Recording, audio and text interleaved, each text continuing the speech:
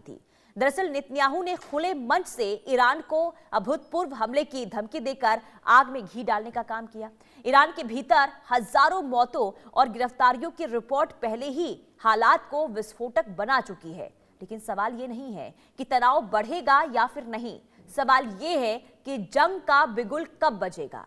क्या दुनिया एक और महायुद्ध की तरफ आंखें बंद कर कर आगे बढ़ रही है? ये सवाल इसलिए भी हैं क्योंकि लगातार जो धमकियां मिल रही है वो कई संकेत दे रहे हैं। ऐसे में देखिए, मध्य पूर्व एक बार फिर से बारूद के ढेर पर खड़ा होता हुआ नजर आ रहा है। इजरायल के प्रधानमंत्री बेंजामिन नेतन्याहू ने ईरान को सीधे शब्दों में तबाही की चेतावनी दे डाली है। नेसेट यानी कि संसद में दिए भाषण में उन्होंने ये कहा कि ईरान ने अगर गलती की तो उसे ऐसा जवाब मिलेगा जो उसने कभी नहीं सोचा होगा।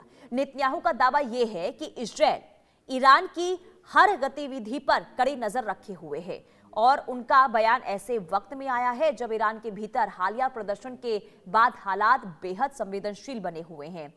इसके अलावा द एक्टिविस्ट की रिपोर्ट ये बताती है कि इन प्रदर्शनों में 5000 से ज्यादा लोगों की जान गई है, मौतें हुई हैं। ह्यूमन राइट्स एजेंसियों का यह दावा है कि 26,000 से ज्यादा लोगों को हिरासत में लिया गया है। अब इन आंकड़ों ने ईरान सरकार पर अंतर्राष्ट्रीय दबाव को और ज्यादा बढ़ा दिया है और ईरानी प्रशासन पर आरोप यह है कि उसने विरोध प्रदर्शनों को बेरहमी से कुचला है। और इस बीच नेतन्याहू का बयान आग में पेट्रोल डालने जैसा माना जा रहा है। इजरायल पहले भी ईरान के परमाणु कार्यक्रम को लेकर आक्रामक रुख अपनाता रहा है। अब उसके तेवर पहले से ज्यादा सख्त नजर आ रहे हैं। क्षेत्रीय विश्लेषक इस संभावित सैन्य टकराव का संकेत भी मान रहे हैं। इसके अलावा कूटनीति के बजाय देखिए, धमकी की जो भाषा है वो माहौल को और ज्यादा खतरनाक बना रही है। अब दुनिया की नजरें अमेरिका और ट्रंप की अगली चाल पर टिकी हुई है कि इन तमाम चीजों को देखते हुए आखिर अमेरिका का अगला कदम क्या हो सकता है, क्योंकि इजरायल तो ईरान को खुले तौर पर चेतावनी दे रहा है, लेकिन ट्रंप क्या करेंगे, अमेरिका क्या करेगा? अब जो आंकड़े हम आपको बता रहे हैं वो डरा देने वाले हैं। देखिए, प्रदर्शनों में 5029 मौतों का दावा किया जा रहा है और 26,000 से ज्यादा लोगों को हिरासत में लिया गया है। सैकड़ों परिवार उजड़ गए हैं। मानवाधिकार संगठनों की ओर से अब चिंता इस पूरे आंकड़ों के बाद जताई गई है। दुनिया की नजरें तेहरान पर इस वक्त टिकी हुई है क्योंकि हालात वहां पर अब बर्बरता को लेकर खराब हो रही है। इसी तनाव के बीच अमेरिका की भूमिका सबसे ज्यादा अहम मानी जा रही है, क्योंकि देखिए, रिपोर्ट्स के मुताबिक अमेरिका का जो एयरक्राफ्ट है कैरियर यूएसएस अब्राहम लिंकन अब मिडिल ईस्ट की ओर बढ़ रहा है। हालांकि व्हाइट हाउस की तरफ से फिलहाल इसे लेकर कोई प्रतिक्रिया सामने नहीं आई है, सफाई नहीं दी गई है, सैन्य बयान भी सामने नहीं आया है। लेकिन ट्रंप ने ईरान के लिए 2 रेड लाइन जरूर तय कर दिए हैं। प्रदर्शनकारियों की हत्या और फांसी नहीं होनी चाहिए, यह कहा गया था। ईरान ने इन शर्तों को मानने का संकेत भी दिया, लेकिन इससे खतरा टला नहीं है। अमेरिकी मीडिया में लगातार ये भी चर्चा हो रही है कि हमला कभी भी हो सकता है।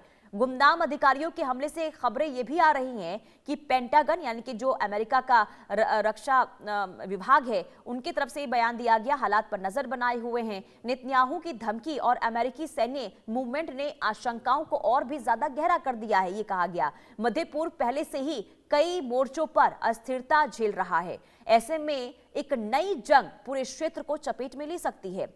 तेल आपूर्ति, वैश्विक बाजार और अंतर्राष्ट्रीय राजनीति पर इसका सीधे तौर पर असर पड़ेगा। यूरोप से लेकर एशिया तक चिंता की लहर देखी जा रही है। वहीं संयुक्त राष्ट्र की भूमिका पर भी सवाल उठने लगे हैं।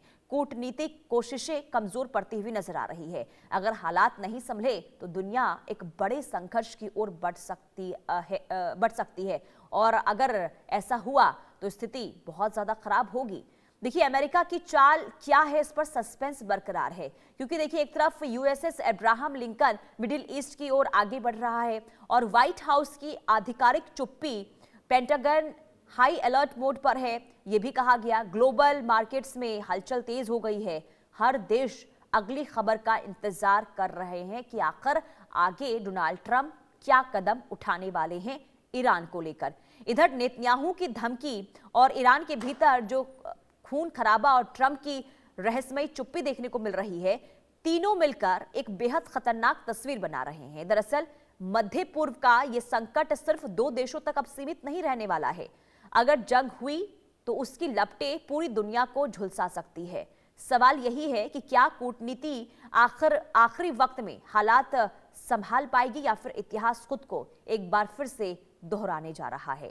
यानी कि ईरान में अगले दिनों में, आने वाले दिनों में क्या होगा, कहना बहुत मुश्किल है।